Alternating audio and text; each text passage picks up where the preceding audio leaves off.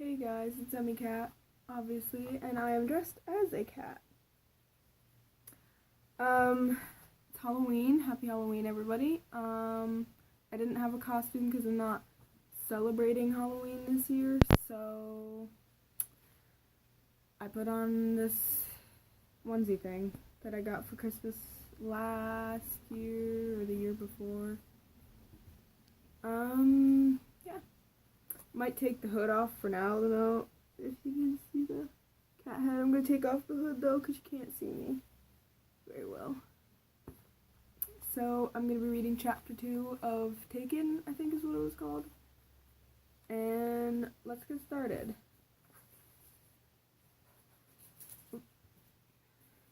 Max, you'll be staying with Agent Dixon for now, Agent Kedley said. Okay, I said. Hi. Kind of in the way. You can sleep on my couch, Katie said. When she saw the look on my face, she added, "Don't worry, you can trust me. Your mother and I have been friends since she started here as an FBI agent." You want to help read too? We left the agency and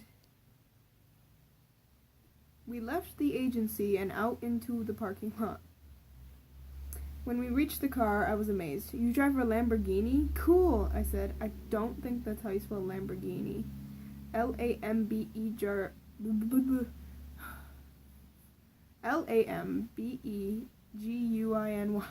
I don't think that's how you spell Lamborghini. I get that a lot, she said as we got into her car. So if you're kind of in the way. Oh, there we go. As she drove out of the parking lot, she put a CD into the car. "You can listen to CDs in this car. Double cool," I said. The song started. I instantly knew that she put in Michael Jackson's Dangerous.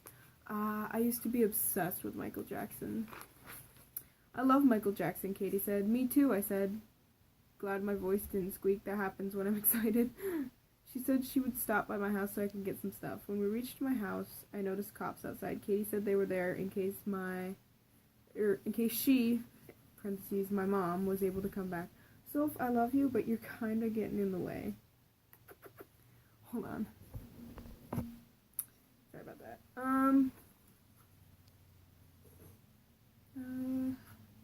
Katie parked, got out, and told an officer something. Then she told me to get out, and we went in.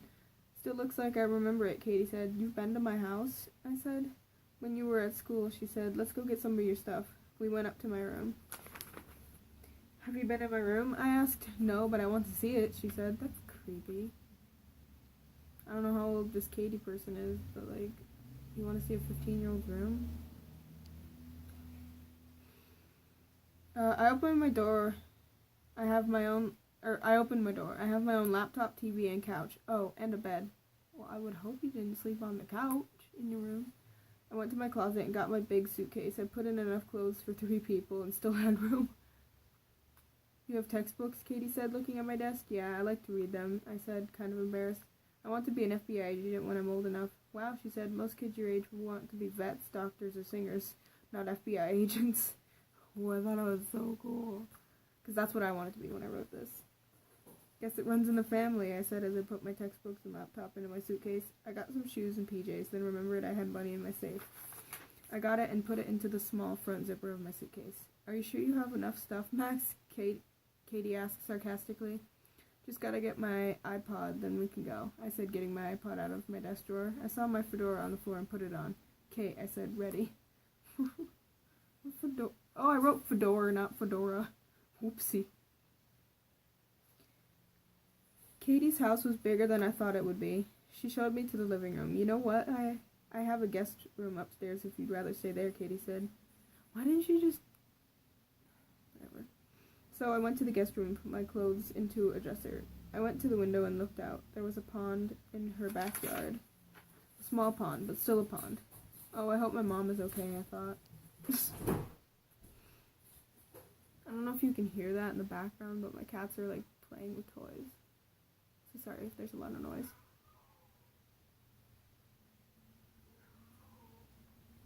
I couldn't fall asleep all night. I gave up at 6 a.m. and went to the kitchen to get some water. I was surprised to see that Katie was already up. "You're up early," I said. "I should say the same about you, Max," she said, drinking a cup of coffee. I noticed she had her gun and badge out on the table. "You leaving?" I said, tilting my head toward her gun and badge. "Oh no," she put them into a drawer. I'm just getting ready. You should get dressed. We'll be leaving soon. I wasn't expecting you would be up this early." I went back upstairs and got my tan jeans, white and green striped t-shirt, Converse sneakers, black, and my bra. Then I grabbed my heart necklace. My mom gave it to me when I was 4. Oh. Didn't the last character in the last book I read had a green striped shirt? When I finished getting dressed, I realized I put my bra on over my t-shirt. I must be more tired than I thought I was, I thought.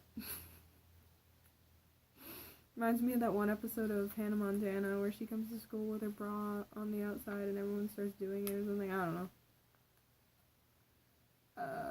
I redressed and headed back downstairs. "What took you so long? You put your bra over your shirt or something?" Katie asked jokingly. "Actually, yes," I said, a little embarrassed.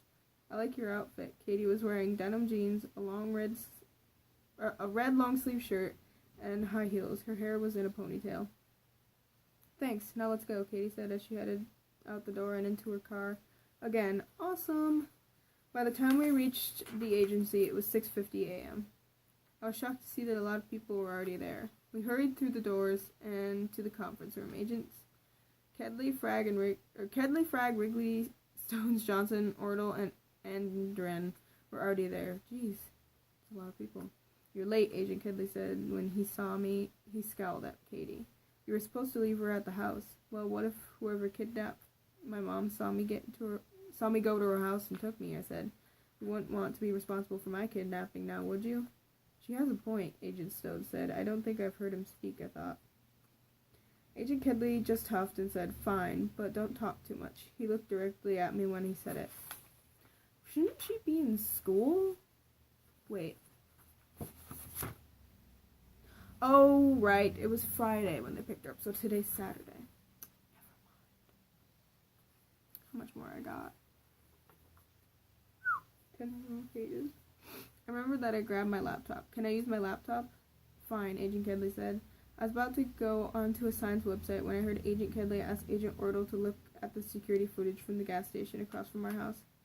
"I can't. It won't let me," Agent Ordle said.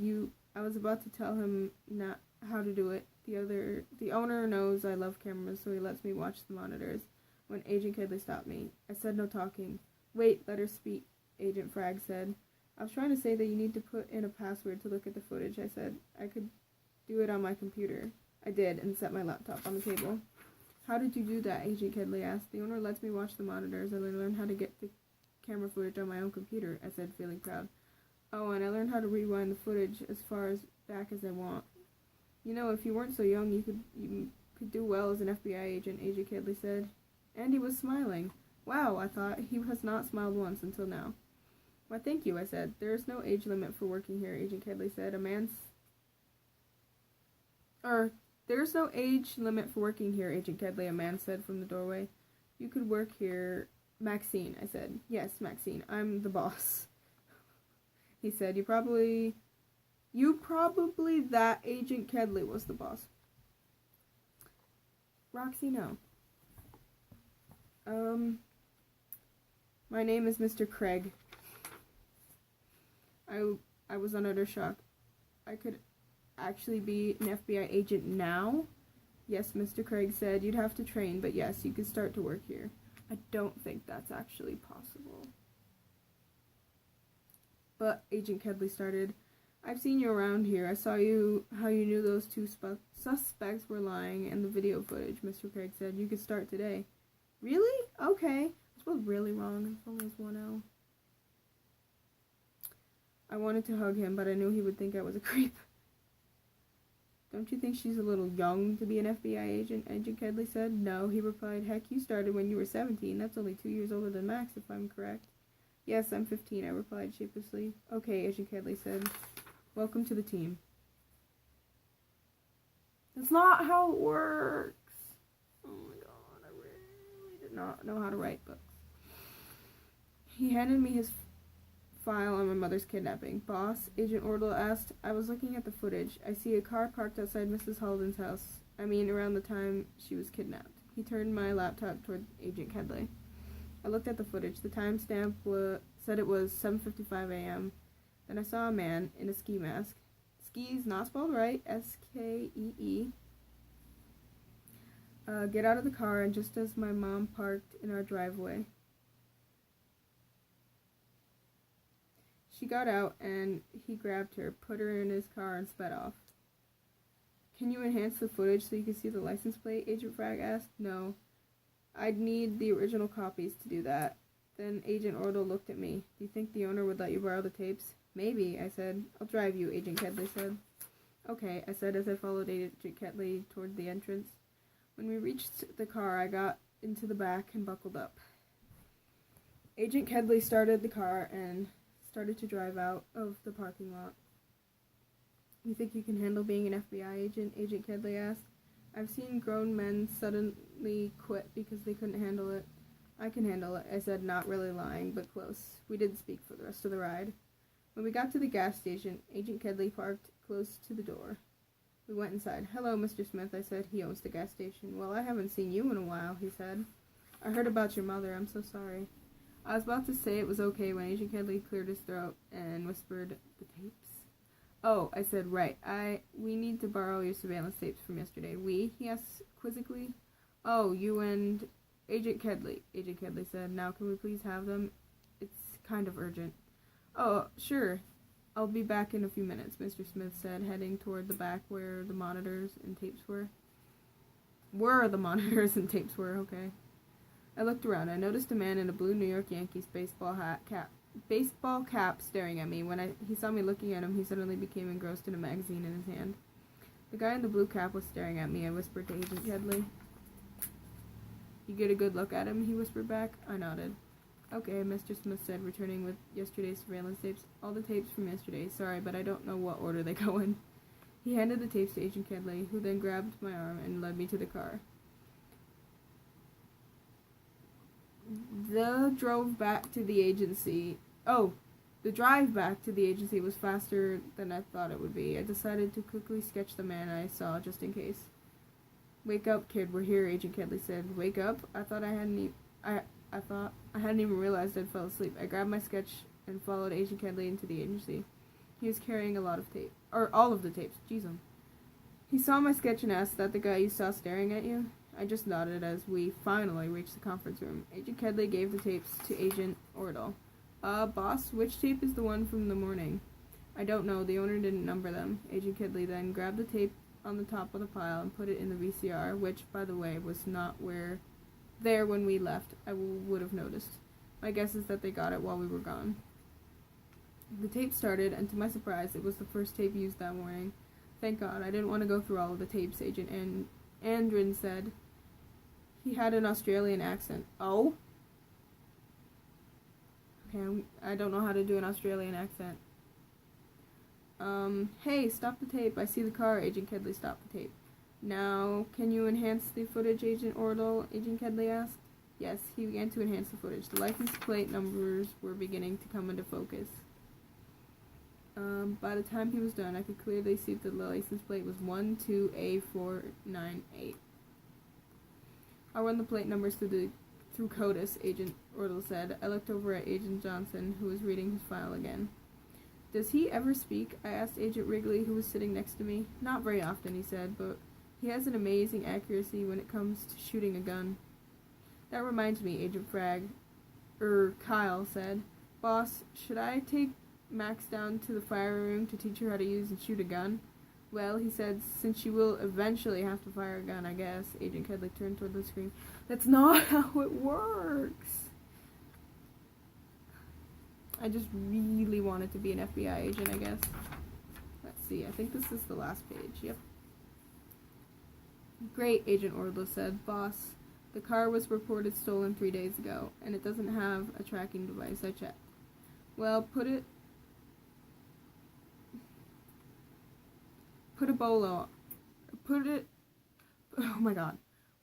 a bolo, Agent Kedley asked. Agent Dixon looked at me and asked, "Do you know what a BOLO is? And do you know what it stands for?" "Yes, it stands for be on the lookout." I never understood why it wasn't BOTLO. "Come on," Cal said, tapping my shoulder. "Let's go see how well you can handle a gun." He headed toward the firing room. Let's see how many pages we got in chapter 3.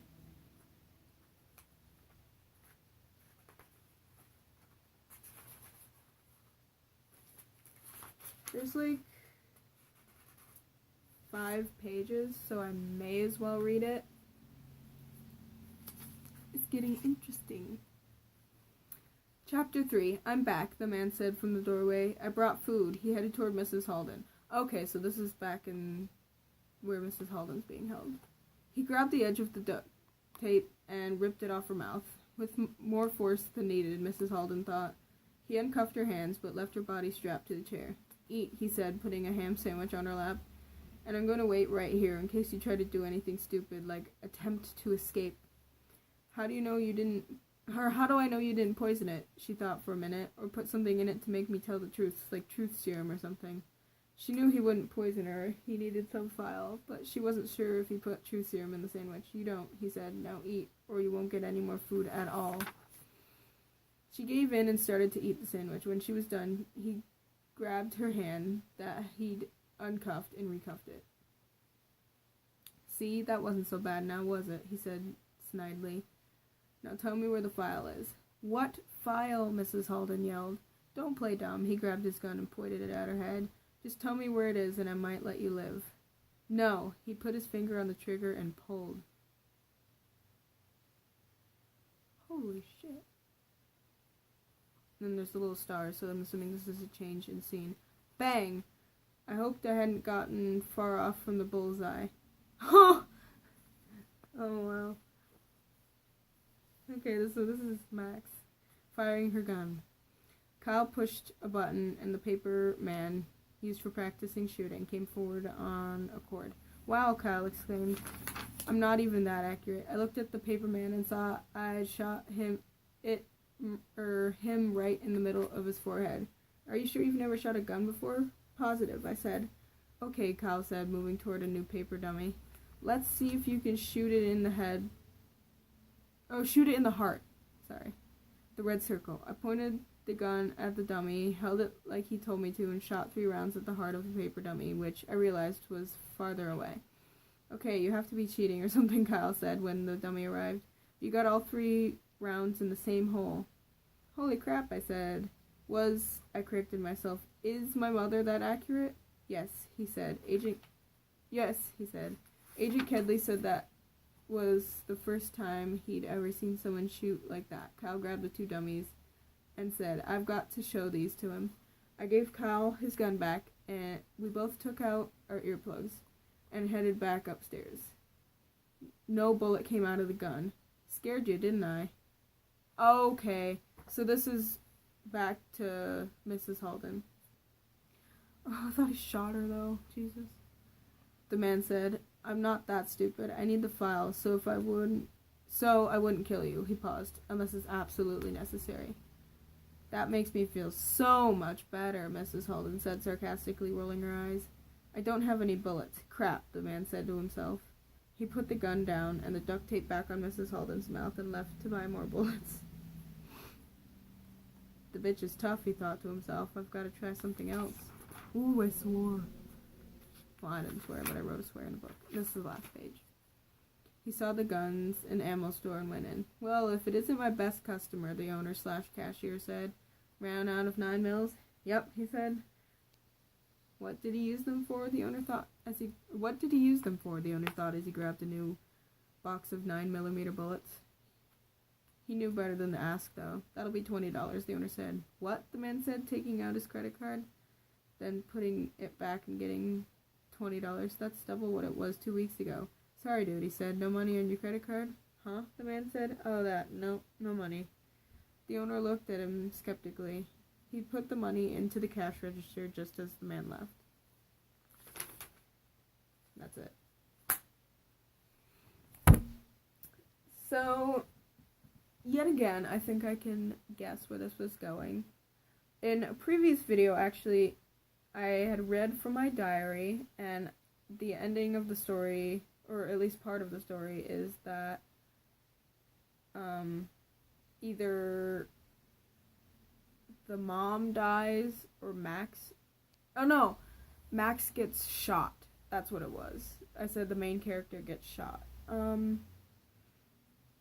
I don't know if she saves her mom or not. I really wish I could just finish a story for once. But yeah, sorry for the long video. Happy Halloween. Yeah. Peace.